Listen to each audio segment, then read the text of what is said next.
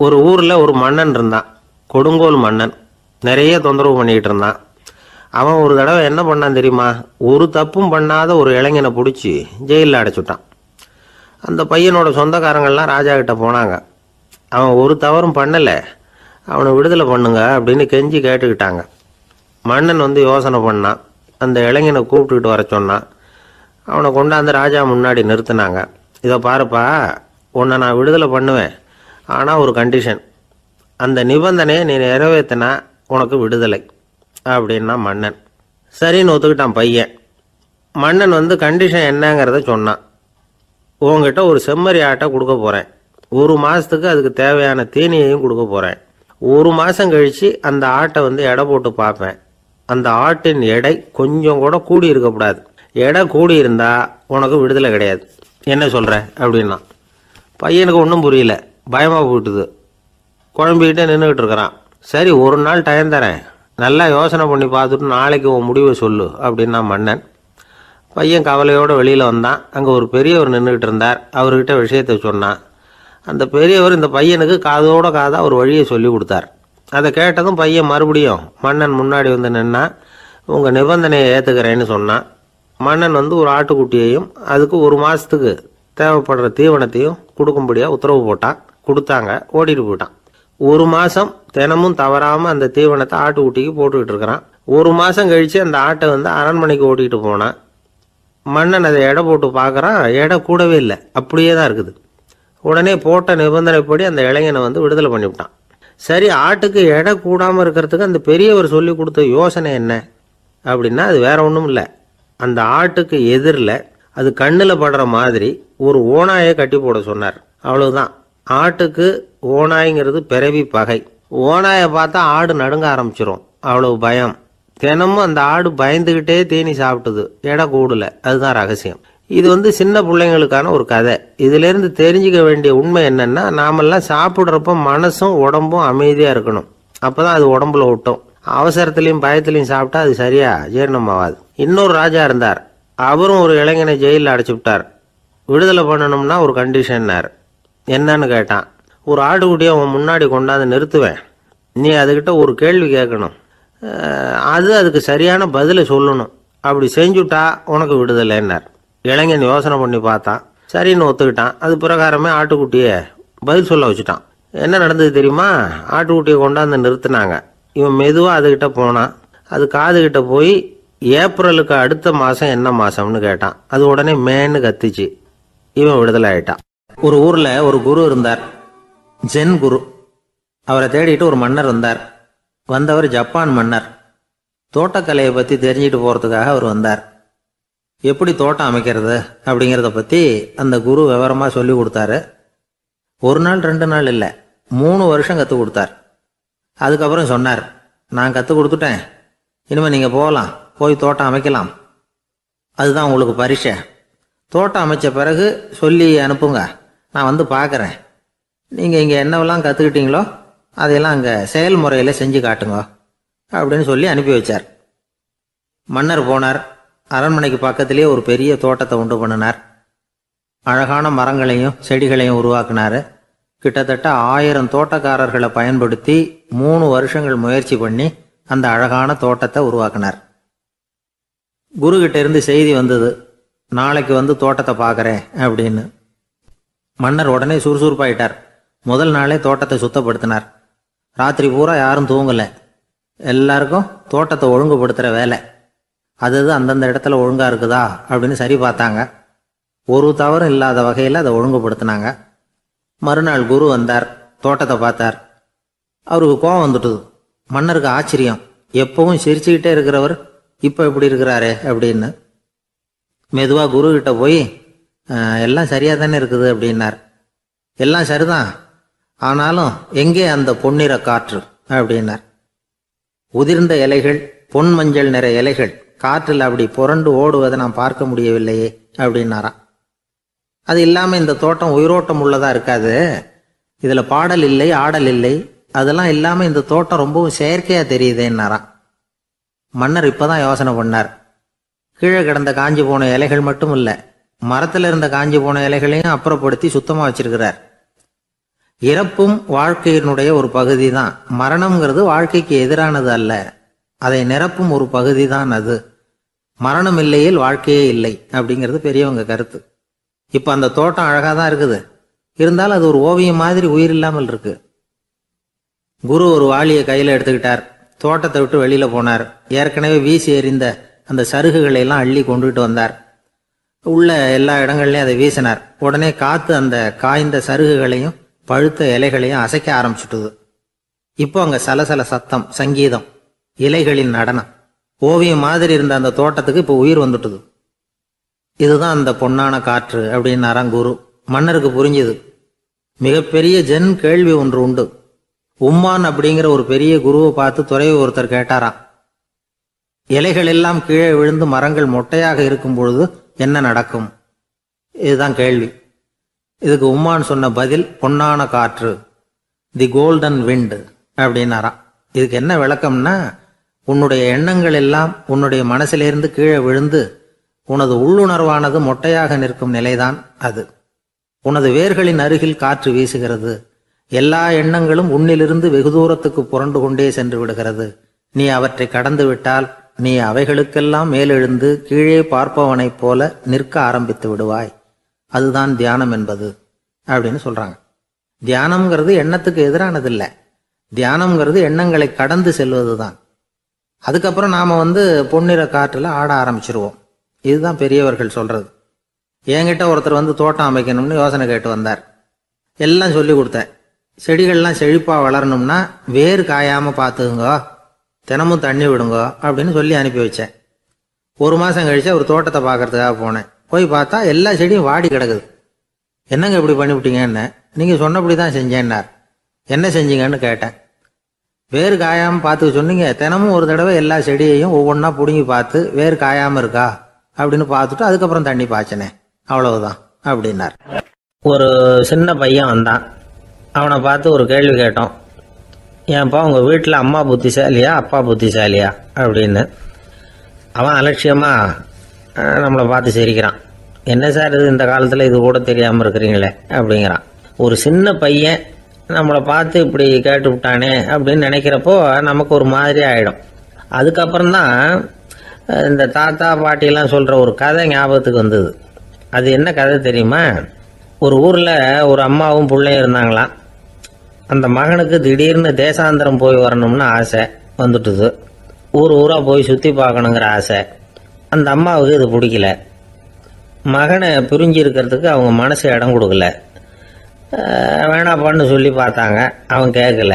திடீர்னு புறப்படவும் செஞ்சுட்டான். சரி, இனிமே அவனை தடுக்க முடியாதுன்னு முடிவு பண்ணிக்கிட்டாங்க அந்த அம்மா. இருந்தாலும் புத்திசாலித்தனமாக ஒரு யோசனை பண்ணாங்க.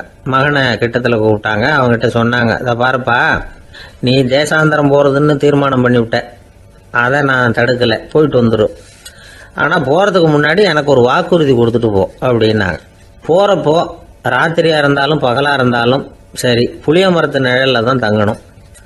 திரும்பி வர்றப்போ இரவும் பகலும் நீ வேப்ப மரத்து நிழல்லே தங்கணும் அப்படின்னாங்க. சரி, அப்படியே செய்கிறேன்னு சொல்லி வாக்குறுதி கொடுத்தான் பையன். புறப்பட்டு போனான்.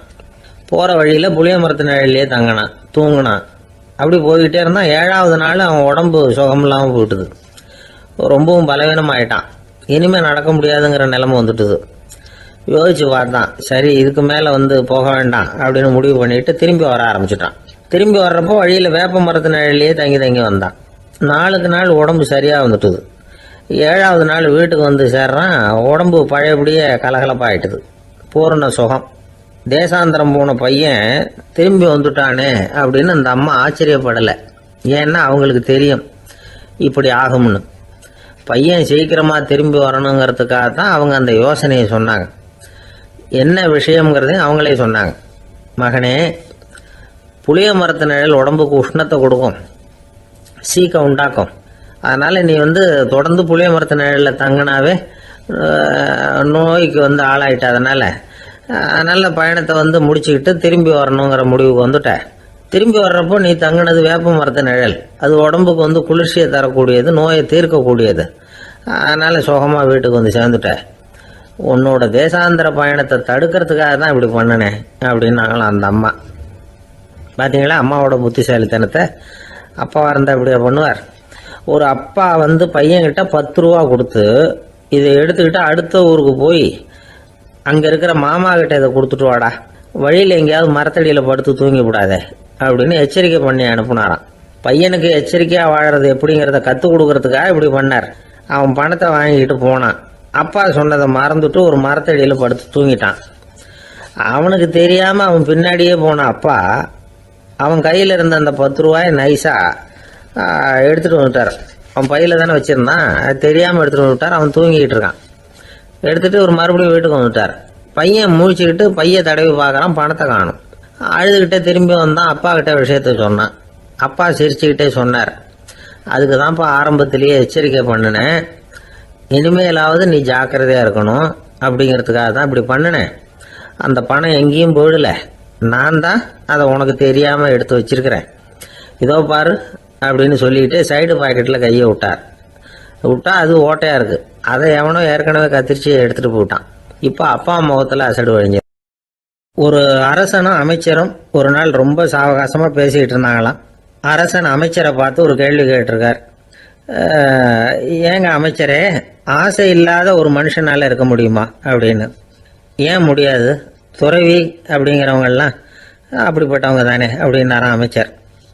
அவங்கெல்லாம் உண்மையிலேயே ஆசையை விட்டவங்க தானா அப்படின்னு கேட்டாராம் ராஜா. அப்படி தான் இருக்கணும் அப்படின்னாராம் அமைச்சர். அப்படின்னா ஆசையே இல்லாத ஒரு உண்மையான துறவியை நான் பார்க்கணுமேன்னார். அது என்ன பிரமாதம், அதுக்கு நான் ஏற்பாடு பண்ணுறேன் அப்படின்னு விட்டார் இவர். சொல்லிவிட்டு உடனே புறப்பட்டு போனார். அங்கே எங்கே தேடினார். அப்புறம் தான் அவருக்கு புரிஞ்சுது உண்மை துறவியை கண்டுபிடிக்கிறது எவ்வளவு கஷ்டமான காரியம்னு. இருந்தாலும் ராஜா கிட்ட சொல்லியாச்சே, உண்மை துறவியை காட்டுறேன்னு. இப்போ என்ன பண்ணுறது? ராஜா கிட்ட சொன்னபடி நடக்கலைன்னா அவருக்கு கோபம் வந்துடும். அமைச்சர் ஒரு யோசனை பண்ணார். அவருக்கு ஒரு வழி தெரிஞ்சுது. அதுதான் சரின்னு முடிவு பண்ணார். அதாவது அந்த ஊரில் அவருக்கு தெரிஞ்ச நாடக நடிகர் ஒருத்தர் இருக்கிறார், நல்லா நடிப்பார். அவரை போய் பார்த்தார். இதை பாருப்பா, எனக்காக நீ ஒரு காரியம் செய்யணும்னார். என்னன்னு கேட்டார் அவர். நீ ஒரு துறவி மாதிரி கொஞ்ச நேரத்துக்கு நடிக்கணும். ராஜா வந்து உன்னை பார்த்துட்டு போகிற வரைக்கும் நடி, அது போதும். அதுக்காக உனக்கு 10,000 ரூபா தரேன் அப்படின்னார். அவர் எந்த காலத்தில் இவ்வளவு பணத்தை மொத்தமாக பார்த்துருக்கார். அதனால் உடனே சரின்னு ஒத்துக்கிட்டார். அமைச்சர் வந்து அரண்மனைக்கு திரும்பி வந்தார். என்ன அமைச்சரே, இன்னுமா ஒரு உண்மையான துறவி கிடைக்கலன்னார்.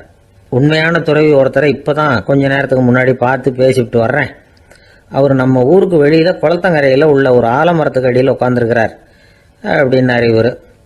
அப்படின்னா உடனே புறப்படுங்க அப்படின்னார் ராஜா. பரிவாரங்களோடு புறப்பட்டார். அங்கே அந்த மரத்தடியில் அந்த ஆள் வேஷம் போட்டுக்கிட்டு துறவி மாதிரி உட்காந்துருக்கிறான். ராஜா நேராக போனார். அந்த துறவி காலில் பொத்துன்னு விழுந்து வணங்கினார். உடனே ராணி அவர் காலில் விழுந்தாங்க. அடுத்தபடியாக அமைச்சர் விழுந்தார். அவருக்கு தெரியும் இது நம்ம ஆள் தான்னு. இருந்தாலும் என்ன பண்ணுறது, நேரம். அப்புறம் பரிவாரங்கள்லாம் துறவி காலில் விழுந்து ஆசீர்வாதம் வாங்கிட்டாங்க. ராஜா அப்புறமா தங்கத்தட்டில் பொண்ணையும் பொருளையும் வச்சு அந்த துறவிகிட்ட ரொம்ப பணிவாக நீட்டுறார். தாங்கள் தயவு பண்ணி இதை ஏற்றுக்கணும் அப்படின்னு வேண்டிக்கிட்டார். அந்த துறவி பற்று இல்லாமல் அதை பார்த்தார். எல்லாத்தையும் திறந்துட்ட எனக்கு இதெல்லாம் எதுக்காக அப்படின்னு சொல்லி அதை மறுத்துட்டாராம். ஆஹா, உண்மையான துறவியை பார்த்துட்டோம் அப்படிங்கிற ஆனந்தம் அரசருக்கு. ரொம்ப நிம்மதியாக திருப்தியாக திரும்பி வந்தார் அரண்மனைக்கு. அதுக்கப்புறம் அமைச்சர் யாருக்கும் தெரியாமல் அந்த துறவிகிட்ட ஓடினார். சொன்ன பிரகாரம் பணத்தை நீட்டினார். இந்தப்பா, நான் உங்ககிட்ட சொன்னபடி 10,000 ரூபா பணம் எடுத்துக்கோ அப்படின்னார். அந்த ஆள் ராஜா கிட்ட சொன்னது மாதிரியே எல்லாத்தையும் திறந்துவிட்ட எனக்கு இதெல்லாம் எதுக்காக வேணாம் அப்படின்னு விட்டாரான். நடித்த வரைக்கும் போதும்ப்பா, இனிமேல் இந்த நாடக வசனம்லாம் வேணாம், வேஷத்தை கலைச்சிரு, பணத்தை வாங்கிக்கோன்னார். இல்லைங்க, இது வேஷம் இல்லை, இது வசனமும் இல்லை, இது உண்மை. கொஞ்ச நேரம் துறவி மாதிரி நடித்ததுக்கே இந்த தேசத்து ராஜா, ராணி, அமைச்சர், பரிவாரங்கள் எல்லாம் என் காலில் விழுந்து வணங்குறாங்க. அப்படின்னா உண்மையான துறவியாக இருக்கிறது எவ்வளவு பெருமையான விஷயம். நான் உண்மையான துறவியாக ஆக போகிறேன், அப்படி முடிவும் பண்ணிட்டேன் அப்படின்னார் அந்த நடிகர். வேஷம் கூட எப்படிப்பட்ட விளைவுகளை உண்டு பண்ணுது பார்த்தீங்களா. நம்மால் ஒருத்தன் ரொம்ப வசதியாக தான் இருந்தான். ஒரு நாள் அவன் சொத்து பூரா திருட்டு போட்டுது. அதுக்கப்புறம் இவன் துறவி மாதிரி ஆயிட்டான். ஊர் ஊராக சுற்றினான். ஒரு குருநாதரை தேடி கண்டுபிடிச்சான். அவர்கிட்ட சீடனாக சேர்ந்துக்கிட்டான். அவனை பார்த்து ஒருத்தர் கேட்டார், நீ உண்மையான சீடன் தானான்னு. இல்லைங்க, சீடன் மாதிரி நடிச்சுக்கிட்டு இருக்கிறேன் அப்படின்னா. அது குரு துரோகம் இல்லையா அப்படின்னு கேட்டார் அவர். இல்லைங்க, நான் பண்ணது குரு துரோகம் இல்லை. என் குரு பண்ணது தான் துரோகம். என்னுடைய பணத்தை கொள்ளையடிச்சது இவர் தான். அதை எங்கே வச்சிருக்காருன்னு கண்டுபிடிக்கிறதுக்காக தான் இவர்கிட்ட வந்து சீடனா சேர்ந்துருக்கிறேன் அப்படின்னானா. கங்கை கரை தோட்டம் பக்கத்தில் ஒரு ஆசிரமம், அங்கே ஒரு பெரியவர் தங்கி இருக்கிறார். அவர் தான் ராமகிருஷ்ண பரமஹம்சர். அந்த ஆசிரமம் இருந்த இடம் கரக்பூர். வங்காளத்தில் பொதுவாக எல்லாரும் மீன் சாப்பிட்றது உண்டு. கங்கையில் குளிச்சுட்டு கையில் ஒரு மீனோட வர்றது வழக்கம். இவர் இருக்கிற இடத்துக்கு கங்கையில் படகு வழியாக வரணும். அப்படி தான் எல்லாரும் வருவாங்க. வர்றவங்களை ஒன்று கூட்டி ஆன்மீக விஷயங்களை பற்றி பேசிக்கிட்டு இருப்பார். ஒவ்வொரு நாள் ஒவ்வொருத்தர் நகரத்துக்கு போகணும். வரும்பொழுது மீன் கொண்டுகிட்டு வரணும். அதுக்கு ஒரு அட்டவணையே உண்டு ஆசிரமத்தில். அது பிரகாரம் ஒரு நாள் சுவாமி யோகானந்தர் படகுல போனார். படகை செலுத்தினவங்க ராமகிருஷ்ணரையும் சுவாமி யோகானந்தரையும் மற்றவங்களையும் பித்தர்கள் அப்படின்னு சொல்லி ஏளனமாக பேசினாங்க. அவங்க என்ன பைத்தியம் பிடிச்சவங்க அப்படிங்கிறது மாதிரி. சுவாமி யோகானந்தருக்கு ரொம்ப மென்மையான இதயம். இவங்க இப்படி கண்ணாபின்னான்னு பேசுகிறத பார்த்தா மீனை வாங்கிட்டு திரும்புகிறப்போ என்ன நடக்குமோ அப்படிங்கிற பயம் வேற வந்துட்டுது அவருக்கு. அவ்வளவு மென்மையானவர். இதை தெரிஞ்சுக்கிட்ட ராமகிருஷ்ணர் யோகானந்தா இங்கே வா அப்படின்னு கூப்பிட்டார். இவர் கண்ணீரை தொடச்சிக்கிட்டே கிட்ட போனார். சொன்னார், ஐயா, படகு ஓட்டுறவங்க உங்களை பற்றி மோசமாக பேசுகிறாங்க. என்ன திட்டினா பரவாயில்ல, ஆனால் உங்களை அவங்க திட்டுறாங்க. அதை என்னால் தாங்கிக்க முடியல அப்படின்னார். இதை கேட்டதும் ராமகிருஷ்ணருக்கு கோபம் வந்துட்டு தான். என்னது, உன்னுடைய குருவை பற்றி அவங்க மோசமாக பேசும்பொழுது நீ சும்மா இருந்தியா? வெளியில் போ அப்படின்னு விட்டார். குரு நிந்தனை செய்கிறப்போ அதை கேட்டுக்கிட்டு சும்மா இருக்கலாமா? குரு நிந்தனையை கேட்டால் பாவம் இல்லையா? என்னை தூற்றும் போது அவங்க வந்து பாவம் செய்கிறாங்க. அதை கேட்டுக்கிட்டு நீ சும்மா இருந்தால் நீயும் பாவம் செய்கிற அப்படின்னாராம். அடுத்த நாள் சுவாமி நிரஞ்சனானந்தர் போக வேண்டிய நாள். இவர் படகுல போகும்பொழுதும் அதே மாதிரி நடந்துதான். அவங்க மோசமாக பேச ஆரம்பித்தாங்க, திட்ட ஆரம்பித்தாங்க. அப்படி கேலி பண்ண ஒருத்தனை இவர் என்ன பண்ணார், பலார்னு கன்னத்தில் அரைஞ்சிட்டார். இன்னொருத்தனை கங்கையில் தூக்கி எறியறதுக்கும் தயாராகிட்டார். அதுக்கப்புறம் அவங்க யாரும் வாயை திறக்கலை. மீன் வாங்கிட்டு வர்றப்பவும் படகுல ஒரே அமைதி. அவ்வளவு பயம் அவங்களுக்கு. ராமகிருஷ்ணர் கூப்பிட்டு விசாரித்தார் என்ன நடந்ததுன்னு. இவர் சொன்னார், அவர் யோகானந்தா போகும்பொழுது என்ன நடந்ததோ அப்படியே தான் இப்பவும் நடந்தது. குரு நிந்தனை செய்கிறத கேட்டுக்கிட்டு நான் சும்மா இருப்பேனா?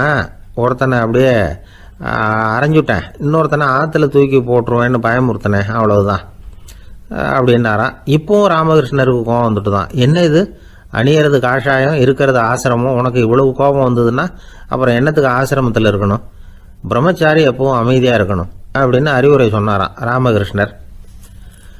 அப்போ இவர் கேட்டாராம், ஏங்க அவருக்கு ஒரு விதமான அறிவுரை சொன்னீங்க, எனக்கு வேற விதமாக அறிவுரை சொல்கிறீங்க, இதில் எது உண்மை அப்படின்னு கேட்டிருக்கார். இதுக்கு ராமகிருஷ்ணர் சொன்ன பதில் என்னன்னா, அட அசடே, சக்கரத்தில் காற்று அதிகமாக இருந்தால் குறைக்கணும், குறைச்சலாக இருந்தால் கூட்டணும். அவன் சாது, அவனுக்கு அதிக உணர்ச்சி தேவை, உனக்கு படபடப்பு அதிகம், உனக்கு பொறுமை தேவை அப்படின்னாராம். இதில் உள்ள கருத்து என்னன்னா, கல்விங்கிறது எப்படின்னா அதை சூழ்நிலைக்கு தகுந்த மாதிரி கற்பிக்கணும். எல்லாருக்கும் ஒரே மாதிரி கற்பிக்கக்கூடாது. கேட்குற ஒரு தகுதி, புரிஞ்சுக்கிற திறமை, இதை பொறுத்து கல்வி அமையணும். ஆரம்ப காலத்தில் ஒரு குரு, அப்போ ஒரு சீடன் இருந்தான். அது வேடிக்கையான குரு, வேடிக்கையான சீடன். ஒரு ஆசிரமம். ஒரு நாள் ஒருத்தன் அவசரமாக அந்த குருவை தேடி வந்திருக்கிறான். என்ன விஷயம்னு விசாரித்தார் குரு. உங்கள் சீடர் என்னை வந்து அடிச்சுட்டார் அப்படின்னு புகார் பண்ணானா அந்த ஆள். குரு சீடனை கூப்பிட்டார். அடிச்சியா இந்த ஆளை அப்படின்னு கேட்டாராம். ஆமான் இருக்கான் சீடன். ஏன் அடிச்சே அப்படின்னு கேட்டாராம். இந்த ஆள் உங்களை பற்றி மட்டமாக பேசிவிட்டான், என்னால் அதை தாங்கிக்க முடியல, அதனால தான் அடிச்சுட்டேன்ருக்கான். அப்படி என்ன பேசினா அப்படின்னு கேட்டாராம். உன்னுடைய குருநாதர் இப்போல்லாம் அர்த்தமில்லாமல் பேச ஆரம்பிச்சுட்டார் அப்படின்னு சொல்லிவிட்டான், அதனால தான் அடிச்சுட்டேன் அப்படின்னு நானாம். அதுக்காக அடித்தே அப்படின்னாராம். நான் அதுக்காக அடிக்கலை குருவே, இப்பெல்லாம் நீங்கள் அர்த்தம் இல்லாமல் பேசுகிறதாக அவன் சொல்கிறான், அப்படின்னா இதுவரைக்கும் நீங்கள் அர்த்தத்தோடு பேசினதாகத்தானே அர்த்தம், அது தப்பு தானே, அதனால தான் அடித்தேன் அப்படின்னு நானாம். ஒரு பெரியவர் உட்கார்ந்துருக்கிறார். அவரை சுற்றி அவருடைய தோழர்கள் உட்கார்ந்துருக்கிறாங்க. ஏதோ ஒரு முக்கியமான செய்தியை அவர் வந்து அவங்களுக்கு சொல்லிக்கிட்டு இருக்கிறார். அவங்களும் ஆர்வமாக கேட்டுக்கிட்டு இருக்கிறாங்க. இந்த சமயத்தில் யாரோ ஒரு ஆள் வேகமாக அங்கே வர்றார். வர்ற வேகத்திலேயே எனக்கு ஏதாவது உதவி செய்யுங்க அப்படின்னு கேட்டுக்கிட்டே வர்றார். கேட்கறது உதவி, ஆனால் குரல் வந்து மிரட்டுறது மாதிரி இருக்கு, அதட்டி கேட்கறது மாதிரி இருக்கு. இதை கேட்டதும் அந்த பெரியவர் ஆத்திரப்படலை, ஆனால் அவரை சுற்றி இருந்தவங்க ஆத்திரப்பட்டாங்க. இதை பெரியவர் கவனிச்சார். கொஞ்சம் அமைதியாக இருங்கன்னார். வந்தவரை கூப்பிட்டார். அவருக்கு சில பொருள்களை கொடுத்தார். என்னங்க இப்போ உங்களுக்கு மகிழ்ச்சி தானே அப்படின்னார். ஆ அப்படின்னு அலட்சியமா அவர் சொல்கிறார். நான் உங்களை நல்ல முறையில் நடத்தினேன்னா அப்படின்னு கேட்குறாரு அவர் மறுபடியும். அதெல்லாம் ஒன்றும் இல்லை அப்படின்னு சொல்லி அவர் சொல்லிகிட்டு இருக்கிறாரு. குரலில் வந்து கடுமை குறையில. சுற்றி இருந்தவங்களால இதை பொறுத்துக்க முடியல. கோபத்தோடு அவரை நோக்கி நெருங்க ஆரம்பித்தாங்க. பெரியவர் அவங்களையெல்லாம் தடுத்து நிறுத்தினார். வந்தவரை வாங்க என்னோட அப்படின்னு சொல்லி அழைச்சிட்டு போனார். வீட்டுக்கு போனார். அங்கே போனதும் இன்னும் சில பொருள்களை எடுத்து அவர்கிட்ட கொடுத்தார். இப்போ திருப்தி தானே, நான் உங்ககிட்ட நல்ல முறையில் நடந்துக்கிட்டேனா அப்படின்னார். அவர் முகம் இப்போ தான் கொஞ்சம் மலர்ந்தது. ரொம்ப நன்றி, இறைவன் வந்து உங்கள் குடும்பத்துக்கு எல்லா நன்மைகளையும் செய்வான் அப்படின்னு சொன்னார். இதே வார்த்தைகளை என்னுடைய தோழர்கள்கிட்டே வந்து சொல்லிட்டீங்கன்னா அவங்க கோபம் தணிஞ்சிரும், வர முடியுமான்னார். கண்டிப்பாக வர்றேன் அப்படின்னாரு. மறுநாள் காலையில் அந்த இடத்துக்கு வந்தார். அதே மாதிரி சொல்லிவிட்டு அவர் போயிட்டார். தோழர்கள்லாம் ரொம்ப வியப்போடு பெரியவரை பார்த்தாங்க. அந்த பெரியவர் தான் நபிகள் நாயகம். அவர் சொன்னார், ஒருத்தன் ரொம்ப ஆசையாக ஒரு ஒட்டகத்தை வளர்த்துக்கிட்டு வந்தான். ஒரு நாள் அந்த ஒட்டகம் வந்து கயத்தை அறுத்துக்கிட்டு ஓடி போயிட்டுது. அக்கம் பக்கத்தில் இருக்கிறவங்கெல்லாம் அந்த ஒட்டகத்தை பிடிக்கிறதுக்கு முயற்சி பண்ணாங்க. அதை துரத்திக்கிட்டு ஓடினாங்க. ஒட்டகம் வந்து தாறுமாறாக ஓட ஆரம்பிச்சுது. இந்த சமயத்தில் ஒட்டகத்தை வளர்த்தவன் அங்கே ஓடி வந்தான். நீங்கள் அதை ஒன்றும் செய்ய வேணாம், விட்டுருங்க, அதோட சுபாவம் எனக்கு நல்லா தெரியும், அதை சுலபமாக என்னோட வழிக்கு கொண்டுட்டு வந்துட முடியும், நான் பார்த்துக்கிறேன், விட்டுருங்கோ அப்படின்னா. எல்லாரும் விலைக்கு போயிட்டாங்க. இவன் என்ன செஞ்சான் தெரியுமா? கொஞ்சம் புல்லை கையில் எடுத்துக்கிட்டு அந்த ஒட்டகத்தை நெருங்கினான். அவ்வளவுதான். அது ஓடி வந்து இவன் காலடியில் உட்காந்துக்கிட்டது. செல்லமாக அதை அப்படியே தடவி கொடுத்தான். முதுகில் ஏறி உட்காந்துக்கிட்டான். அது பாட்டுக்கு சாதுவாக நடந்து போகுது. இந்த கதையை நபிகள் நாயகம் தம்முடைய தோழர்களுக்கு சொல்றார். ஒட்டகத்தை மட்டும் இல்லை, சில மனிதர்களையும் கூட சில விதத்தில் அணுகிதான் அவர்களை வந்து சீர்திருத்த வேண்டியிருக்குது அப்படிங்கிறத அவங்களுக்கு உணர்த்தினார். இது ஒரு அழகான உளவியல் அணுகுமுறை. சில குடும்ப தலைவர்கள் கூட இந்த ஒட்டகம் மாதிரி நடந்துக்கிறது உண்டு, அப்புறம் அடங்கி போகிறதும் உண்டு. ஒரு குடும்ப தலைவர் காலையில் எழுந்திரிச்சதுலேருந்து சத்தம் போட்டு கத்திக்கிட்டு இருப்பார். பக்கத்தில் இருந்தவங்கெல்லாம் ஓடி போய் சமாதானம் பண்ணி பார்த்தாங்க. அவர் ஓயறது மாதிரி தெரியல. கடைசியில் அவர் மனைவி வந்தாங்க. நீங்கள் எல்லாம் விலகி போயிடுங்க, அவர் சுபாவம் எனக்கு தெரியும், நான் பார்த்துக்கிறேன் அப்படின்னாங்க. சரின்னு எல்லாரும் போயிட்டாங்க.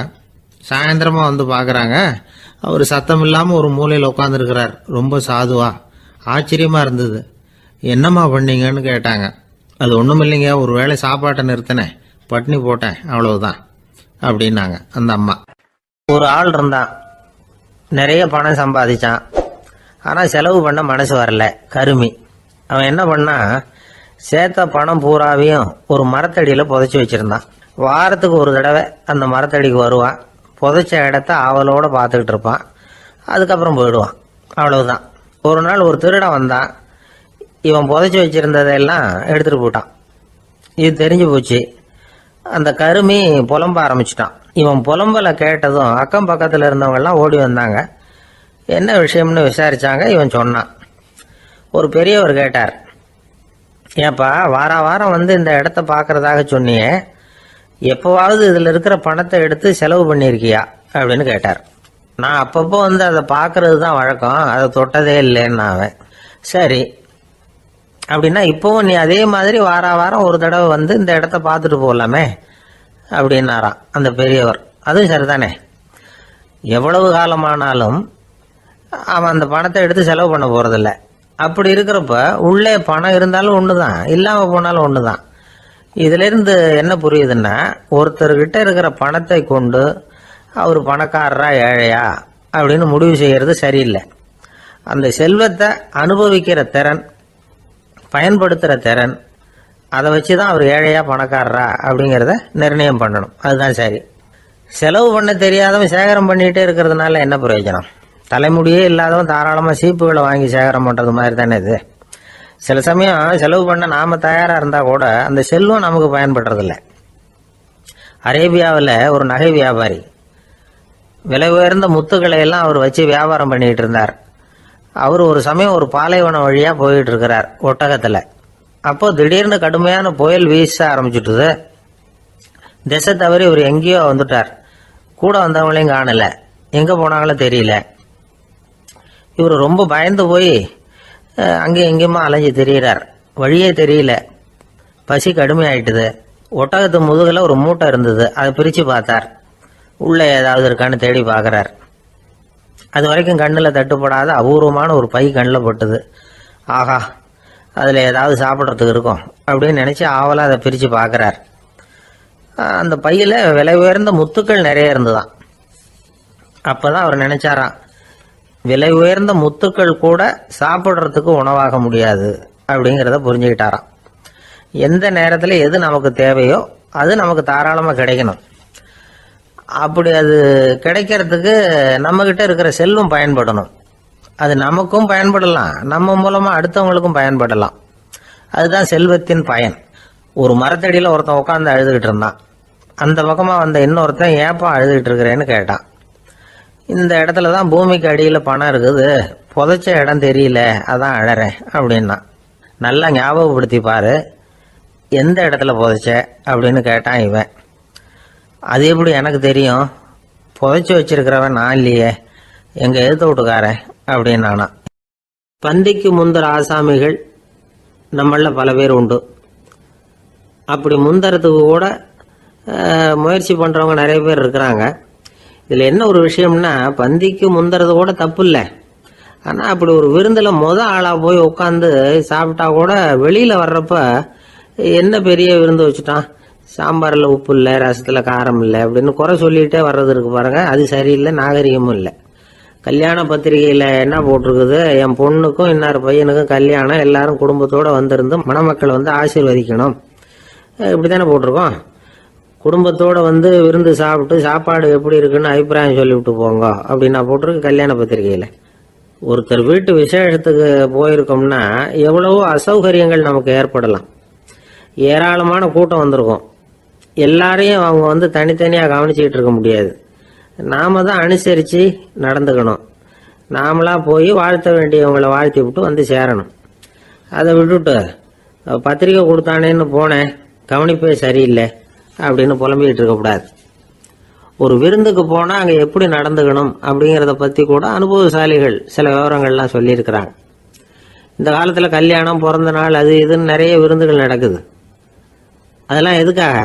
மனித உறவுகளை வளர்த்துக்கிறதுக்காக தான், வேற எதுக்கு? ஒரு விருந்துக்கு போனால் அமைதியாக பொறுமையாக போய் உட்காரணும். அடித்து பிடிச்சிக்கிட்டு இடத்த பிடிக்க போகிறேன் அப்படின்னு நிற்கக்கூடாது. முதல் பந்தி நடந்துக்கிட்டு இருந்தால் அது முடிஞ்சு இலை எடுத்து சுத்தம் பண்ணதுக்கு அப்புறம் போய் உட்கார்றது தான் நாகரீகம். இலை எடுக்கிறதுக்கு முன்னாடியே அங்கே போய் உட்காந்தா நல்லா இருக்காது. நீங்கள் சாப்பிட்டுட்டு உட்காந்துருக்கீங்களா, சாப்பிட்றதுக்கு உட்காந்துருக்கீங்களா, பார்க்குறவங்களுக்கு சந்தேகம் வந்துடும். அதே மாதிரி இலையில எல்லா ஐட்டமும் பரிமாறினதுக்கு அப்புறம் சாப்பிட ஆரம்பிக்கணும். ஒவ்வொரு ஐட்டமாக வைக்க வைக்க நாம் பாட்டுக்கு எடுத்து உள்ளே தள்ளிகிட்டே இருந்தோம்னா எதை வச்சோம் எதை வைக்கலன்னு பரிமாறினவரே குழம்பி போயிடுவார். ஏன்னா எப்போ பார்த்தாலும் இலை காலியாகவே இருக்கும். சாப்பிட்றப்போ உங்கள் சாப்பாட்டையே நீங்கள் கவனிக்கணும். அடுத்தவங்க இலையில என்ன இருக்குது, பக்கத்தில் இருக்கிறவர் எதை அதிகமாக சாப்பிட்றார், இதெல்லாம் நமக்கு என்னத்துக்கு? எல்லாரும் சாப்பிட்டு முடிக்கிற வரைக்கும் பொறுமையாக இருக்கிறது தான் நல்லது. நீங்கள் மட்டும் திடீர்னு பாதியில் எழுந்திரிச்சு பக்கத்தில் இருக்கிறவங்களுக்கு சங்கடமாக இருக்குமேங்கிறதெல்லாம் யோசிக்காமல் நீங்கள் பாட்டு எழுந்திரிச்சு போகக்கூடாது. பக்கத்தில் உள்ளவங்க உங்களை எழுந்திரிக்க சொன்னால் எழுந்திரிச்சு போகலாம். விருந்துகளில் சாப்பாட்டை வீணாக்கிறதே ஒரு நாகரிகமாக போட்டுது. இந்த காலத்தில் சாப்பாட்டுக்கே கஷ்டப்பட்டுக்கிட்டு பல பேர் இந்த உலகத்தில் இருக்கிறப்போ சாப்பாட்டை வீணாக்கிறது எவ்வளோ பெரிய மோசங்கிறத நினச்சி பார்க்கணும். வேணுங்கிற அளவுக்கு கேட்டு வாங்கி சாப்பிட்றது தான் முறை. விருந்தில் இந்த பஃபே அப்படின்னு சொல்லி ஒரு முறை சொல்கிறாங்கல்ல, அதாவது உணவு வகைகளையெல்லாம் பொதுவாக ஒரு இடத்துல வச்சுடுறது, நமக்கு தேவையானதை நாமே எடுத்துட்டு ஒரு தட்டில் போட்டுக்கிட்டு சாப்பிட வேண்டியது. இதில் கூட சில பேர் தேவைக்கு அதிகமாக எடுத்து போட்டுக்கிட்டு வீணாக்குறாங்க. சில சமயம் வந்து கடைசியாக சாப்பிட போகிறவங்களுக்கு எல்லா ஐட்டமும் கிடைக்காம போகலாம். அதை போய் பெருசு பண்ணிகிட்டு இருக்கக்கூடாது. என்ன சார் இந்த அளவுக்கு கூடவா நாகரிகம் தெரியாமல் இருக்கிறோம், இதை போய் பெருசாக சொல்ல வந்துட்டீங்களே அப்படின்னு நினைக்கலாம். ஒருத்தர் 2 பேருக்கு இந்த விவரம் தேவைப்படலாம். அவங்க காதலையும் இது விழட்டுமேங்கிறதுக்காக தான் இது. ஒரு பெரிய கல்யாண விருந்து நடந்துக்கிட்டு இருந்தது. விருந்து மண்டபத்து வாசலில் ஒருத்தர் நின்றுக்கிட்டு வர்றவங்களையெல்லாம் ரொம்ப மரியாதையாக வணங்கி உள்ளே அனுப்பி வச்சுக்கிட்டு இருந்தார். எப்படி தெரியுமா? வர்றவங்க கையெல்லாம் பிடிச்சி முத்தம் கொடுத்து அதுக்கப்புறம் உள்ள அனுப்பி வச்சுக்கிட்டு இருந்தாராம். கூட்டம்லாம் முடிஞ்சதுக்கு அப்புறம் அவர்கிட்ட போய் கேட்டிருக்கிறாங்க, சார் நானும் எவ்வளவோ விருந்துகளுக்கு போயிருக்கிறேன், இருந்தாலும் இவ்வளவு மரியாதையா வர்றவங்க கைக்கெல்லாம் முத்தம் கொடுத்து வரவேற்கிறத இங்கதான் பாக்குறேன் அப்படின்னு சொன்னாங்க. அதுக்கு அவர் சொன்னார், அட போங்க சார், நான் முத்தம் கொடுக்கல, முந்தின பந்திக்கு வந்து சாப்பிட்டவங்களே அடுத்த பந்திக்கும் வர்றாங்களான்னு மோந்து பார்த்து அனுப்பி வச்சுக்கிட்டு இருந்தேன் அப்படின்னார். ஒருத்தர் ரொம்ப அவசரமா வந்தார். சார் மனுஷன் நிம்மதியா இருக்கிறதுக்கு என்ன வழின்னு கேட்டார். சீக்கிரமா ஒரு கல்யாணத்தை பண்ணீங்க, எல்லாம் சரியா போடும் அப்படின்னோம். அவர் ஒரு மாதிரியா பார்த்தார். ஏற்கனவே எனக்கு கல்யாணம் ஆயிட்டுது சார், அதனால தானே நிம்மதியா இருக்கிறதுக்கு வழி கேட்கிறேன் அப்படின்னார். சரி, இவர் ஒரு மாதிரியான கேஸ் அப்படின்னு நினைச்சுக்கிட்டு நம்மகிட்ட இருந்த ஒரு சின்ன புத்தகத்தை அவர்கிட்ட தூக்கி கொடுத்தோம். இதை படிச்சு பாருங்கன்னு. கல்யாணத்துக்கு பிறகும் சந்தோஷமா இருக்கிறதுக்கு என்ன வழி அப்படிங்கிற கேள்விக்கு அந்த புத்தகத்துல விளக்கம் இருந்தது. கணவன் மனைவிக்குள்ள சிக்கல் வராம இருக்கிறதுக்கு அதுல சில வழிகளை சொல்லி கொடுத்துருக்குறாங்க. அதெல்லாம் என்னென்ன அப்படிங்கிறத இப்ப பார்க்கலாமா? குடும்பம்னு இருந்தா கோபம் வரதான் செய்யும், அது வந்துட்டு போகட்டும் பரவாயில்ல. ஆனா அந்த கோபம் ஒரே நேரத்துல 2 பேருக்கும் வந்துடாம பாத்துக்கணும். ஒரு சமயத்துல யாராவது ஒருத்தர் தான் கோபப்படணும், அடுத்தவங்க அமைதியா இருக்கணும். அதுக்கப்புறம் இவர் அமைதியான உடனே அவங்க ஆரம்பிச்சுக்கலாம். கோபமா ஏதாவது சொன்னா உடனே கோபமா பதில் சொல்லக்கூடாது. கொஞ்சம் பொறுத்து கோபம் தீர்ந்த உடனே அந்த பதில சொல்லலாம். அப்போ பதில் கோபமா இருந்தா கூட அது அவ்வளவு பெருசா தெரியாது. அற்ப விஷயத்துக்கெல்லாம் காய்ச்சி மூச்சுன்னு கத்திட்டு இருக்கக்கூடாது. உங்க 2 பேருக்குள்ள ஒரு தர்க்கம் ஆரம்பமாயிட்டுதுன்னு வச்சுக்கோங்க, கடுமையா 2 பேரும் விவாதம் பண்றீங்க.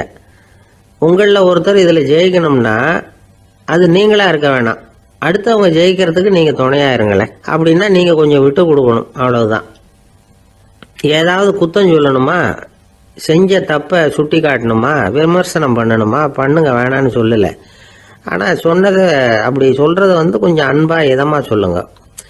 எப்போ நடந்த தவறுகளை எல்லாம் இப்போ போய் மறுபடியும் ஞாபகப்படுத்திட்டு இருக்க வேண்டாம். நான் அப்பவே சொன்னேன் இந்த புடவை வேணாம்னு, நீங்க தான் கேட்கல, இப்போ பாருங்க கிழிஞ்சு போச்சு இப்படின்னு கத்துனாங்க ஒரு அம்மா. எப்போ சொன்னீங்கன்னு கேட்டா ஒரு 10 வருஷத்துக்கு முன்னாடி தீபாவளி சமயத்துல அப்படிங்கிறாங்க. அது என்ன இன்னும் அப்படியே புதுசாகவா இருக்கும்? உங்களுக்கு அவர் தான் பெருசு, அவருக்கு நீங்க தான் பெருசு. அதை விட இந்த உலகத்துல வேற எதுவும் முக்கியம் இல்லைன்னு நினைக்கணும். நீ தான் என்னுடைய உலகம்னு எத்தனை தடவை சொல்லியிருப்பீங்க? அதெல்லாம் வெறும் வசனமா போயிடக்கூடாது. ஏதாவது ஒரு பிரச்சனையை பத்தி கடுமையா விவாதம் பண்ணிட்டு இருக்கீங்க, அதை அப்படியே பாதியில விட்டுட்டு படுக்கைக்கு போயிடக்கூடாது. சொச்சத்தை நாளைக்கு பேசிக்கலாம்னு. அப்படி போனா தூக்கம் வராது. பிரச்சனையை ஒரு முடிவு பண்ணிக்கிட்டு அதுக்கப்புறமா தூங்க போகணும். ஒரு நாள்ல ஒரு தடவையாவது உங்க ஜோடியை பாராட்டி நல்ல விதமா கனிவா ஒரு வார்த்தை சொல்லணும் அப்படின்னு தீர்மானம் பண்ணீங்க. ஏதாவது தப்பு பண்ணிவிட்டீங்கன்னா பரவாயில்ல, அதை ஒத்துக்கிறதுக்கும் மன்னிப்பு கேட்கறதுக்கும் தயாரா இருக்கணும். அது ஒன்றும் கேவலம் கிடையாது. வீட்டுக்குள்ள தானே கேட்க போறீங்க, வெளியில யாருக்கு தெரிய போதும்? எப்படியோ உங்களுக்குள்ள ஒரு சமரசம் ஆனா சரிதான். ஒரு தகராறுன்னு எடுத்துக்கிட்டா குறைஞ்சபட்சம் அதுக்கு 2 பேர் தேவை. தனியாவே உட்காந்துக்கிட்டு நான் இப்ப தகராறு பண்ணிட்டு இருக்கிறேன் அப்படின்னு யாரும் சொல்ல முடியாது.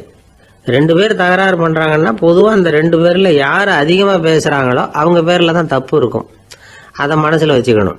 இதெல்லாம் தான் அந்த புத்தகத்துல போட்டிருக்கிற வழிமுறைகள். இவ்வளவும் சரியா வரலன்னா அப்புறமா சொல்லுங்க, வேற புத்தகம் ஏதாவது இருக்கான்னு தேடுவோம். ஒரு கணவன் தன்னுடைய மனைவியை அழைச்சிட்டு ஒரு மனோதத்துவ டாக்டர் கிட்ட வந்தாரா. டாக்டர், எங்களுக்கு கல்யாணம் ஆகி 30 வருஷ காலமா நாங்க ஒரு விஷயத்துல கூட ஒத்து போனதில்லை அப்படின்னு ஆரம்பிச்சார். உடனே அந்த அம்மா குறுக்கிட்டு, அது 30 வருஷம் இல்ல 32 வருஷம் அப்படின்னாங்களாம். அந்த ஆளு என்ன கண்ணா பண்ணான்னு திட்டி விட்டான் சார், அதை நினைச்சா எனக்கு ரொம்ப வருத்தமா இருக்கு அப்படின்னு சொல்லி கவலைப்பட்டார் ஒருத்தர். இதுல கவலைப்படுறதுக்கு என்ன இருக்குது அப்படின்னாரு ஒரு பெரியவர். அவர் ஒரு மகான். என்ன சார் இப்படி சொல்றீங்க, ஒருத்தர் நம்ம பார்த்து திட்டுனா வருத்தமா இருக்காதா அப்படின்னார். அது எப்படி வருத்தமா இருக்கும், திட்டுறதுங்கிறது என்ன, அது வெறும் சத்தம் தானே அப்படின்னார் அந்த பெரியவர். நம்ம ஆளுக்கு தலையை பிச்சுக்கலாம் போல இருந்தது. இருக்காது அப்படின்னா நமக்கு அப்படித்தானே தோணுது. அந்த பெரியவர் சொல்றது ரொம்ப பெரிய விஷயம். அதை நாம புரிஞ்சிக்க முயற்சி பண்ணலாம்னா நடைமுறை வாழ்க்கைக்கு அது ஒத்து வர்றது மாதிரி தெரிய மாட்டேங்குது. இருந்தாலும் அந்த பெரியவர் அதுக்கு என்னதான் விளக்கம் கொடுக்குறாருன்னு பார்ப்போமே. ஒரு ரயில் போயிட்டு இருக்கு, அதுல ஒரு சாது போயிட்டு இருக்கார். அந்த ரயில் வந்து அவர் ஹரித்வாரம் போயிட்டு இருக்கார். அவரு ரயில்ல ஏகப்பட்ட கூட்டம். நம்ம ஊர் ரயில் கேட்க வேணும், டிக்கெட் வாங்கிட்டு கொஞ்சம் பேர், வாங்காத கொஞ்சம் பேர். அது என்னத்துக்கு அனாவசியமா டிக்கெட் அப்படிங்கிற நினைப்புல பாதி பேர். இந்த கூட்டத்துக்கு மத்தியில அந்த சாதுவும் போயிட்டு இருக்கிறார். உட்கார்றதுக்காக இருந்த இடத்துல ஒரு ஆள் படுத்திருக்கிறான், கொஞ்சம் முரட்டு ஆசாமி. அவன் காலு பக்கத்துல கொஞ்சோண்டு இடம் பாக்கி இருந்தது. அந்த இடத்துல இந்த சாது உட்கார்ந்திருந்தார். மெதுவாக உட்காந்துக்கிட்டார் போய். ஆனால் அந்த ஆள் ராத்திரி பூரா இவரை காலால் உதச்சிக்கிட்டே இருக்கிறான். அது இவருக்கு ரொம்ப அவமானமாக பட்டுது. அதனால் துக்கம் ஏற்பட்டது. இருந்தாலும் அதை ஒரு மாதிரியாக சகிச்சுக்கிட்டே இவர் வந்து சேர்ந்தார். பொழுது விடிஞ்சது. அந்த சாது ஹரித்வார் வந்து சேர்ந்தார். அங்கே ஒரு பெரிய ஞானியை சந்திச்சார். ராத்திரி ரயிலில் அந்த ஆள் உதைச்சதையும் அதனால் தனக்கு ஏற்பட்ட துக்கத்தையும் இந்த சாது அந்த ஞானிகிட்ட சொன்னார். சொல்லிவிட்டு, ஏன் சுவாமி, எனக்கு துக்கம் ஏற்பட்டதே அது தப்பா அப்படின்னு கேட்டார். தவறுதான்னார் அந்த ஞானி. உனக்கு இன்னமும் தேக அபிமானம் போகலைங்கிறது தான் அது காட்டுது. அஷ்டாவக்ரர் என்ன சொல்றார் தெரியுமா? உண்மையான ஞானி யாராவது தன்னை வந்தனை செய்தால் அதற்காக சந்தோஷப்பட மாட்டார், யாராவது நிந்தனை செய்தால் அதற்காக வருத்தப்பட மாட்டார் அப்படின்னு சொல்றார். நிந்தனைங்கிறது ஒரு ஒலி தான். தேகாபிமானம் இருக்கிற வரைக்கும் இந்த ஒலி நம்மளை வந்து வேதனைப்படுத்தும். நான் தேகம் இல்லை, ஆத்மா அப்படிங்கிற நினைவு இருந்தா இந்த ஒலி நம்மளை பாதிக்காது. மனு என்ன சொல்றார் தெரியுமா? ஒரு சாதகன் பாராட்டுதலை விஷம்னு நினைச்சு பயப்படணும், அவமானத்தை அமிர்தம்னு நினைச்சு சந்தோஷப்படணுங்கிறார். அவமானப்பட்டா கவலைப்படாம எப்படி இருக்க முடியும் அப்படின்னு தான் நமக்கு தோணும். அதனாலதான் நம்மள யாரும் இதுக்கு உதாரணமா யாரையும் காட்ட முடியல. புத்தரையும் கபீரையும் உதாரணமா காட்டுறாங்க. அவங்களுக்கெல்லாம் அவமானம் ஏற்பட்டப்போ கவலையே படலையாம். புத்தரை வந்து அவமானப்படுத்தணுங்கிறதுக்காக கௌசாம்பி ராணி ஒரு இளம் பெண்ணை கொலை பண்ணி சடலத்தை புத்தர் குடிசைக்கு முன்னாடி போட சொன்னார். போட்டாங்க. புத்தர் தான் அந்த பொண்ணை கெடுத்து கொலை பண்ணி விட்டாருன்னு எல்லாரும் நினைச்சாங்க. ஆனா புத்தர் இதை பத்தி கவலையே படல. அப்புறமா உண்மை தெரிஞ்சதும் புத்தர் புகழ் இன்னும் அதிகமாயிட்டது. ஒரு பெரிய சபையில ஒரு மோசமான பொண்ணு நுழைஞ்சு தனக்கும் கபீருக்கும் சம்பந்தம் உண்டுன்னு சொன்னா கபீர் கவலைப்படல. அவங்க மாதிரியெல்லாம் நாமளும் இருக்க கத்துக்கணும். நிந்தனை, அபகீர்த்தி, அவமானம் எல்லாம் ஆண்டவன் கொடுக்கிற பிரசாதம்னு நினைக்கணும் அப்படின்னு சொல்றார் அந்த ஞானி. இதை கேட்ட இந்த காலத்து ஆசாமி ஒருத்தர், நான் கூட அப்படிதான் சார், யாராவது அவமானப்படுத்தினா கவலைப்பட மாட்டேன். நேத்து கூட ஒருத்தர் என்ன பலார்னு அரைஞ்சுட்டார், நான் கொஞ்சம் கூட கவலைப்படல, பேசாம வந்துட்டேன்னார். ஏன் அப்படி வந்துட்டீங்க அப்படின்னு. அவர் அரைஞ்சதுலேயும் ஒரு அர்த்தம் இருந்தது, அதனால தான் அப்படி வந்துட்டேன்னார். ஏன் அரைஞ்சாருன்னு கேட்டேன். 10 வருஷத்துக்கு முன்னாடி 15 ரூபா அவர்கிட்ட கடன் வாங்கினேன், அதை கேட்டு கேட்டு பார்த்துட்டு கடைசியாக தான் அரைஞ்சார் அப்படின்னார். ஆண்டவனுடைய பிரசாதம் இவருக்கு அடிக்கடி கிடைக்கும் போல இருக்கு. சில பேரை இப்படி சொல்றது உண்டு, அடுத்தவங்களை அனுசரித்து நடந்துக்க தெரியல, அவன் என்ன சார் மனுஷன் அப்படிம்பாங்க. சக மனிதர்களோட எப்படி பழகிறது அப்படின்னு தெரியாததுனாலேயே பல பேர் இன்னைக்கு சங்கடப்பட்டுக்கிட்டு இருக்கிறாங்க. வசதி வாய்ப்பெல்லாம் சரியா இருக்கும், ஆனால் வாழ்க்கை சரியா இருக்காது. இன்னொருத்தர்கிட்ட எப்படி பேசுறது பழகிறதுங்கிறது தெரியாததுனால தான் இந்த அவஸ்தை. சரி, இந்த அவஸ்தை இல்லாமல் வாழறது எப்படி? இதுக்கு அனுபவசாலிகள் சில வழிமுறைகளை சொல்றாங்க. அதெல்லாம் என்னென்னங்கிறத இப்போ தெரிஞ்சுக்குவோம். முதல்ல நம்ம நாக்கு நம்ம கண்ட்ரோலில் இருக்கணும். வார்த்தைகளை வந்து கொட்டி விட்டு அதுக்கப்புறம் அள்ள முடியாமல் கடந்து கஷ்டப்படக்கூடாது. எப்படி பேசுகிறோங்கிறதும் முக்கியம், பேசுகிறப்ப எப்படி முகத்தை வச்சிருக்கிறோங்கிறதும் முக்கியம். அன்பாக பேசினாலும் நல்லா இருக்கும். அப்படி பேசுகிறப்ப ஆதரவாக அவர் தோள் மேலே ஒரு கையை போட்டுக்கிட்டு பேசினா இன்னமும் நல்லா இருக்கும். 2வது விஷயம், இன்னொருத்தர்கிட்ட பேசுகிறப்போ வாக்குறுதிகளை அள்ளி வீசக்கூடாது. கொடுக்குற வாக்குறுதி குறைச்சலாக இருக்கணும். அப்படி கொடுத்த வாக்குறுதியை கண்டிப்பாக நிறைவேற்றணும். நாம் ஒருத்தரை பாராட்டுறோம் அல்லது அவரை பற்றி அபிப்பிராயம் சொல்கிறோம்னா அது ஆக்கப்பூர்வமாக இருக்கணும். நம்ம பாராட்டு அல்லது விமர்சனம் அடுத்தவருடைய முன்னேற்றத்துக்கு உதவுறது மாதிரி இருக்கணும். நாம் சொல்கிறத கேட்டுட்டு அவன் தலையில் கையை வச்சுட்டு உட்காந்துடக்கூடாது. எப்பவும் உற்சாகமாக இருக்கணும், முகம் மலர்ச்சியாக இருக்கணும். மனுஷன் இருந்தால் வருத்தம், கவலை, ஏமாற்றம் எல்லாம் இருக்க தான் செய்யும். அதெல்லாம் மனசில் இருக்கட்டும். அந்த வருத்தமும் கவலையும் ஏமாற்றமும் சேர்ந்துக்கிட்டு நம்ம முகத்தில் இருக்கிற மலர்ச்சியை மூடி மறைக்கிறதுக்கு நாம் இடம் கொடுத்துடக்கூடாது. எந்த விஷயத்தை பற்றி யாருக்கிட்ட பேசினாலும் வெளிப்படையாக பேசணும், திறந்த மனசோட பேசணும். மூடி மறைச்சி முன்னு மூங்கிக்கிட்டு இருக்கக்கூடாது. இன்னொருத்தர்கிட்ட பேசுகிறப்போ விவாதம் பண்ணுங்க, அது தப்பு இல்லை. ஆனால் வாதாடிக்கிட்டு இருக்கக்கூடாது. அதாவது என்ன சொல்கிறாங்கன்னா, டிஸ்கஸ் பண்ணலாம், ஆர்கியூ பண்ணக்கூடாதான். நம்மக்கிட்ட இருக்கிற நல்ல குணங்களை நாம் எடுத்து சொல்லிகிட்டு இருக்கக்கூடாது. அந்த நல்ல குணங்களே நம்மளை பற்றி எடுத்து சொல்லணும். அது மாதிரி நடந்துக்கணும். அதே மாதிரி அடுத்தவங்க கிட்ட உள்ள கெட்ட குணங்களை பற்றி அவசியம் இல்லாமல் நாம் பேச வேண்டியதில்லை. உங்களை பற்றி யாராவது தப்பாக பேசுகிறாங்களா, அப்படி அவங்க பேசுகிறதுல உண்மை இல்லையா அப்படின்னா அதை நீங்கள் பொருட்படுத்த வேண்டியதில்லை, விட்டுடலாம். அது தானாக போயிடும். ஒரு 4-5 பேரோட பேசிக்கிட்டு இருந்தீங்கன்னா எல்லாருக்கும் முக்கியத்துவம் கொடுங்க, யாரையும் அலட்சியப்படுத்தாதீங்க. தமாஷா பேசலாம், ஆனால் உங்கள் தமாஷ் வந்து அடுத்தவங்களை வந்து கேலி பண்ணுறதா இருக்கக்கூடாது. நமக்கு கிடைக்க வேண்டியது கிடைக்கலையே அப்படிங்கிற தவிப்பு நம்மக்கிட்ட இருக்கக்கூடாது, அது தேவையில்லை. உங்கள் செயல்பாடுகள் தெளிவாக இருக்கட்டும், பாராட்டு தானாக அவங்கள தேடிட்டு வரும். இன்னொரு மனுஷனுடைய மனசில் கௌரவமான ஒரு இடத்த பிடிக்கணும்னா நாம் இந்த குணத்தையெல்லாம் நம்மக்கிட்ட வளர்த்துக்கணும். இதெல்லாம் வந்து அனுபவசாலிகள் சொல்லியிருக்கிற குறிப்புகள். இந்த குறிப்புகளை வந்து சரியாக புரிஞ்சுக்கணும், அது முக்கியம். தப்பாக புரிஞ்சுக்கிட்டா என்ன ஆகும் தெரியுமா? இதை கேளுங்க.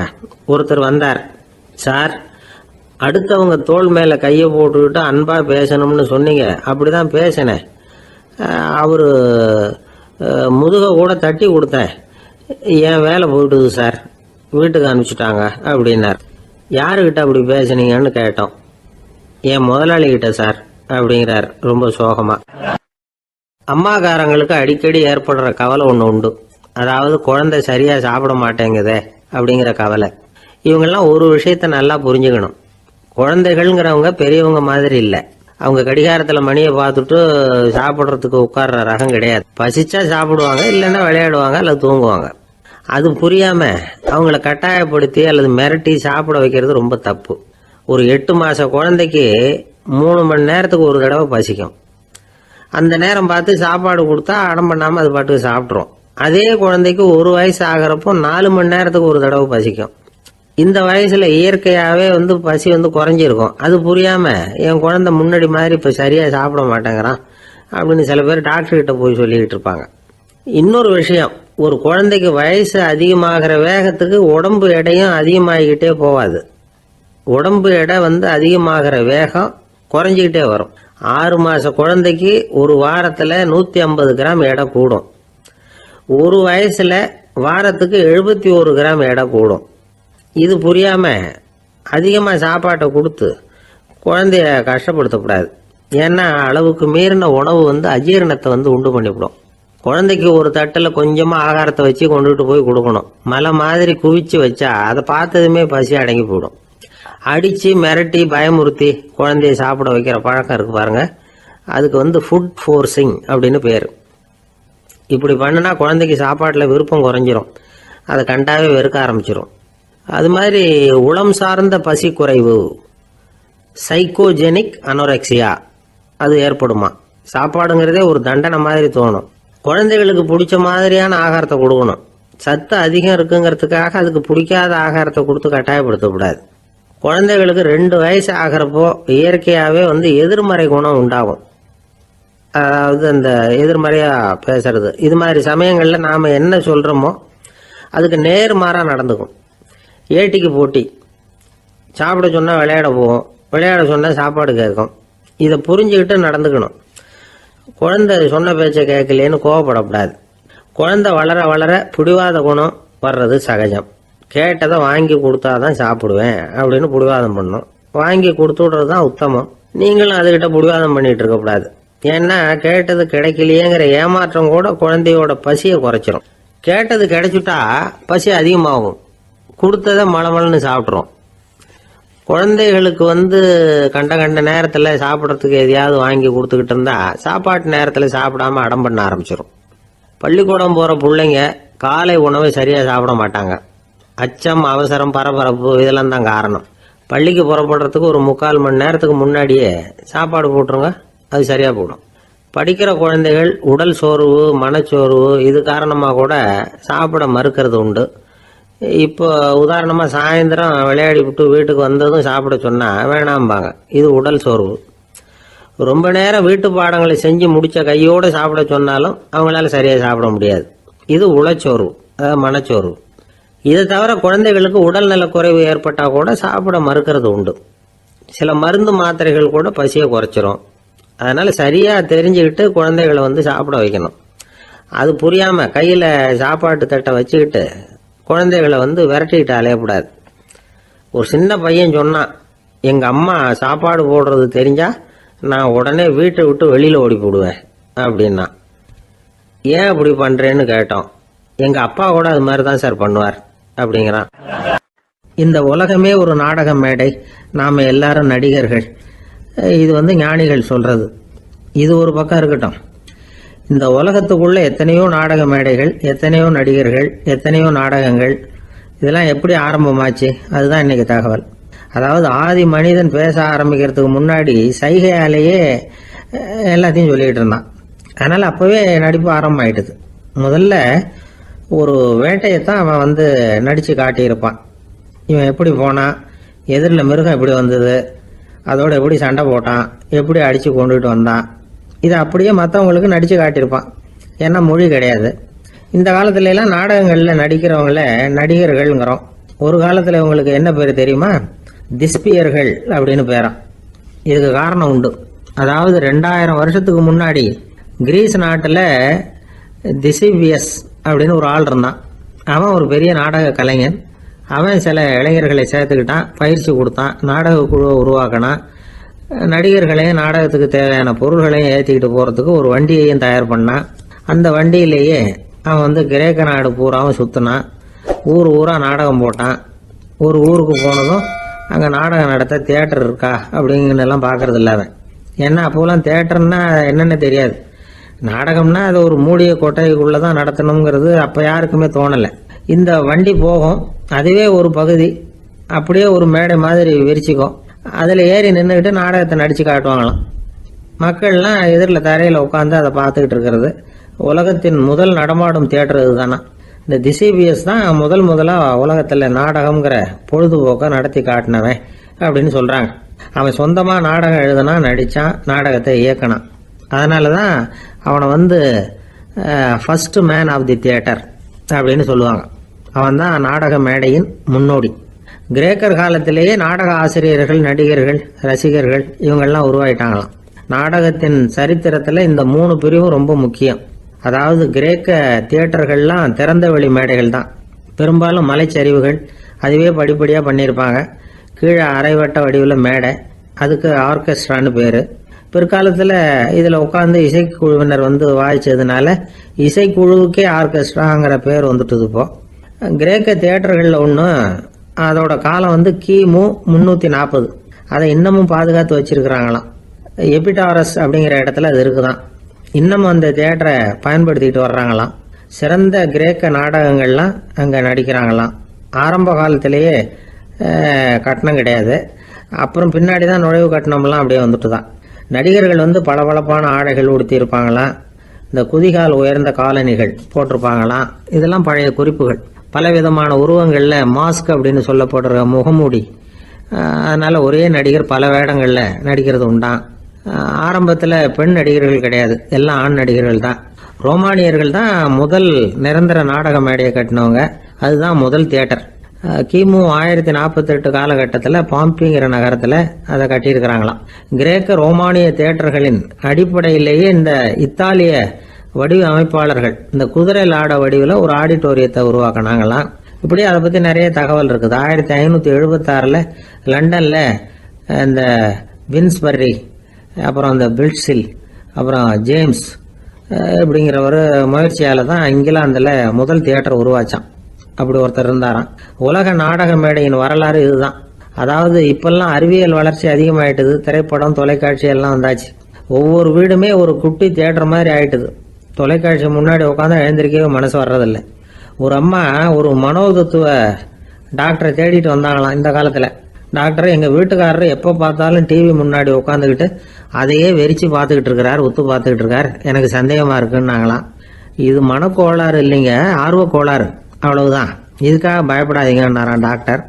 அப்படி இல்லை டாக்டர், டிவி ஓடும் பொழுது நாம எல்லாம் அதை பார்க்குறோம் சரி, ஆனால் அவர் அப்படி இல்லை, டிவியை நிறுத்தினதுக்கு அப்புறமும் அதையே உத்து பார்த்துட்டு உட்காந்துருக்கிறார், அதனால தான் சந்தேகப்பட்டு உங்ககிட்ட வந்தேன் அப்படின்னாங்களாம். ஒரு இலக்கிய கூட்டம் ஏற்பாடு பண்ணியிருக்கிறோம், நீங்கள் அவசியம் அதில் பேசணும் அப்படின்னு கேட்டுக்கிட்டார் ஒருத்தர். வேணாங்க, 4 பேருக்கு முன்னாடி நிற்கிறதுனா எனக்கு ரொம்ப கூச்சமாக இருக்கும் அப்படின்னாரு இவர். ஏன் சார் இன்னமும் குழந்தை மாதிரி கூச்சப்படுறீங்களே அப்படின்னார் அவர். அவரை ஒரு மாதிரியாக சமாளித்து அனுப்பி வச்சுட்டு அதுக்கப்புறம் அதை பற்றி இவர் யோசித்து பார்த்துருக்கார். சில நிபுணர்கள் எழுதியிருக்கிறத படித்தும் பார்த்துருக்கிறார். மனோதத்துவ நிபுணர்கள் என்ன சொல்கிறாங்க தெரியுமா? 10லேருந்து 20% குழந்தைகள் பிறக்கிறப்பவே கூச்ச சுபாவம் கொண்டதாக தான் இருக்குதான். ஒரு தாத்தா தன்னோட பேர பிள்ளைய ஆசையாக கூப்பிடுறார் விளையாட்டு காட்ட. அது அழுதுகிட்டு ஓடி போகுது. ஒரு அம்மா தன்னோட பிள்ளைய பள்ளிக்கூடத்தில் சேர்க்கறதுக்காக கூப்பிட்டுக்கிட்டு போகிறாங்க. அந்த புள்ள அம்மாவோட முந்தானையில் ஒளிஞ்சிக்கிட்டு வெளில வரமாட்டேங்குது. இவங்களெல்லாம் எப்படி சமாளிக்கிறது? குழந்தைகளோட கூச்ச சுபாவத்தை போக்குறது எப்படி? இதுக்கு நிபுணர்கள் சில யோசனைகளை சொல்லியிருக்கிறாங்க. மற்றவங்களுக்கு முன்னாடி என் பையனுக்கு கூச்சம் ரொம்ப அதிகம் சார், மற்றவங்க பார்த்தா ரொம்ப வெக்கப்படுறான், இப்படி சொல்கிற அப்பாக்கள் உண்டு. என் பையன் புது மனுஷால பார்த்தா அட்டையாக ஒட்டிக்குவான் சார் அப்படின்னு சொல்கிற அப்பாக்களும் உண்டு. இப்படிலாம் குழந்தைகளுக்கு முத்திரை குத்துறது ரொம்ப தப்பான். புதுசாக யாராவது வீட்டுக்கு வந்தால் குழந்தை தானாக தன்னோட கூச்சத்தையும் பயத்தையும் போக்கிக்கிட்டு சகஜமாக மாறி வர்றதுக்கு வாய்ப்பு கொடுக்கணுமா. ஒரு கூட்டத்துக்கோ அல்லது சொந்தக்காரங்க கல்யாணத்துக்கோ குழந்தைய அழைச்சிட்டு போகிறீங்க, அங்கே போய் கட்டாயப்படுத்தி குழந்தைய மற்றவங்க கிட்ட பேச சொல்லக்கூடாது. சில சமயம் குழந்தை தானாக தன்னுடைய கூச்ச சுபாவத்தை விட்டு பேசுறதுக்கு முன் வந்தால் அதை பாராட்டணும். குழந்தை கலகலப்பு இல்லாமல் மௌனமாக இருந்ததுன்னா அதையும் கண்டுக்கக்கூடாது. குழந்தை பேச ஆரம்பித்தா அதை ஆர்வத்தோடு கவனிக்க தெரியணும். கலந்து உரையாடுற பழக்கத்தை வீட்லேயே ஆரம்பிக்கலாம். கேட்டதுக்கு பதில் சொல் அப்படின்னு நீங்கள் அதிகாரம் பண்ணிகிட்டு இருக்கக்கூடாது. அது குழந்தைக்கு பேசுகிற சந்தர்ப்பத்தை குறைச்சிருமா. இப்போ நாம் அதிகாரம் பண்ணால் கேலி செய்கிற பழக்கம் குழந்தைகளை ரொம்ப பாதிச்சிருமா. பெரியவங்களானதுக்கு அப்புறமும் சில பேர் கூச்சத்தோடவும் பயத்தோடவும் இருக்கிறதுக்கு இதுதான் காரணம். சின்ன வயசில் அவங்கெல்லாம் ஏதாவது கேலிக்கு ஆளாகி இருப்பாங்க. ரெண்டாவது குழந்தை மூத்த குழந்தைய கேலிக்கு ஆளாகிற சந்தர்ப்பங்களை கண்டு கேலி பண்ணினா அது இளம் நெஞ்சங்களை விட்டு நீங்கிறதே இல்லையா. எப்பவும் குழந்தையோட நடை உடை பாவனைகளை பற்றி சொல்லிக்கிட்டே இருக்கக்கூடாதான். அதுவே கூச்ச சுபாவத்தை கொண்டுட்டு வந்துருமா. அப்பா எங்கேன்னு யாராவது கேட்டால் இது மாதிரி இன்ன காரியத்துக்காக வெளியில் போயிருக்கார், இத்தனை மணிக்கு திரும்பி வருவார் அப்படின்னு சொல்கிற அளவுக்கு குழந்தைகளை பழக்கப்படுத்தி வைக்கணும். ஃபோன்லேயே யாராவது விசாரித்தா கூட இது மாதிரி பதில் சொல்லு அப்படின்னு சொல்லணும். சின்ன சின்ன மீட்டிங்கில் 4 வார்த்தை பேச தயார் பண்ணலாம். ஒரு கடையிலையோ அல்லது ஹோட்டல்லையோ ஏதாவது விவரம் கேட்கணும்னா உங்கள் குழந்தைய தைரியமாக அனுப்புங்க. குழந்தைகள் பணிவாகவும் பொறுமையாகவும் விவரம் கேட்குறப்போ கூச்ச சுபாவம் தானாக போயிடும். சின்ன வயசுலேயே இப்படிலாம் பழக்கப்படுத்தினா தான் வருங்காலத்தில் தைரியமாக இந்த சமுதாயத்தில் வாழ முடியும். இல்லைன்னா 60 வயசுலேயும் அடுப்பங்கரையை விட்டு வெளில வர்றதுக்கு கூச்சப்பட்டுக்கிட்டு தான் இருக்க வேண்டியிருக்கும். இந்த காலத்து பிள்ளைங்க எவ்வளவோ பரவாயில்ல, எதுக்கும் தயங்குறதில்ல, கூச்சப்படுறதில்ல. ஒரு அம்மா அடுப்பங்கரையிலேருந்து சத்தம் போட்டாங்க, டேய் ராமு, தயவு பண்ணி அந்த டிவியை நிறுத்துறா, அந்த பெண்ணோட குரல் மகா மோசம், அடுப்பங்கரையில் இருக்கிற என்னாலேயே அதை சகிச்சிக்க முடியல அப்படின்னாங்களாம். உடனே பையன் கொஞ்சம் கூட தயங்காமல் பதில் சொல்கிறான், அம்மா இந்த குரல் டிவியிலேருந்து வரல, எழுத்த விட்டு மாமி தான் இங்கே வந்திருக்கிறாங்க, அவங்க தான் இப்போ என்னோட பேசிக்கிட்டு இருக்கிறாங்க அப்படின்னு. நான் ஒரு பல்கலைக்கழகம், அங்கே ஒரு இலக்கிய பேராசிரியர், அவர் பாடம் நடத்திக்கிட்டு இருந்தார். ராபர்ட் ப்ரௌனிங் எழுதிய கவிதைகளை பற்றி சொல்லிகிட்டு இருக்கிறார். மாணவர்களும் ரொம்ப அக்கறையாக அதை கேட்டுக்கிட்டு இருக்கிறாங்க. ஒரு குறிப்பிட்ட கவிதையை பற்றி சொல்லும் பொழுது அந்த பேராசிரியருக்கே ஒரு சந்தேகம், அதாவது அந்த கவிதையின் சரியான அர்த்தம் என்னங்கிறதுல சந்தேகம். பேராசிரியர் யோசனை பண்ணார், அந்த கவிதையை முழுசாக புரிஞ்சிக்க முடியல. அதனால் மாணவர்களை பார்த்து சொன்னார், மாணவர்களே ஒரு நாள் பொறுத்துங்க, இந்த கவிதையை எழுதின கவிஞர் எங்கள் வீட்டுக்கு பக்கத்தில் தான் இருக்கிறார்.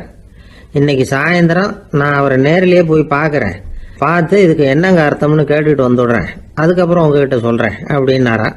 அன்னைக்கு சாயந்தரமே அந்த பேராசிரியர் கவிஞரை தேடிக்கிட்டு போயிட்டார். கவிஞர் அவங்க வீட்டில் அவர் பாட்டு உட்காந்துருந்தாராம்.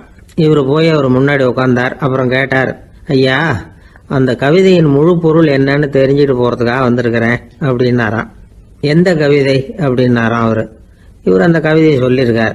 கவிஞர் கொஞ்சம் யோசனை பண்ணிவிட்டு அப்புறம் சொன்னாராம், பேராசிரியரே நீங்கள் கொஞ்சம் தாமதமாக வந்துட்டீங்கன்னாராம். இவருக்கு ஒன்றும் புரியல. நீங்கள் என்ன சொல்கிறீங்க, நான் தாமதமாக வந்துட்டேன்னா? நீங்கள் தான் உயிரோடு இருக்கிறீங்களே, அப்படி இருக்கும்பொழுது நான் தாமதமாக வந்துட்டேன்னா அது எப்படி அப்படின்னு இவர் குழம்பி இருக்கிறார்.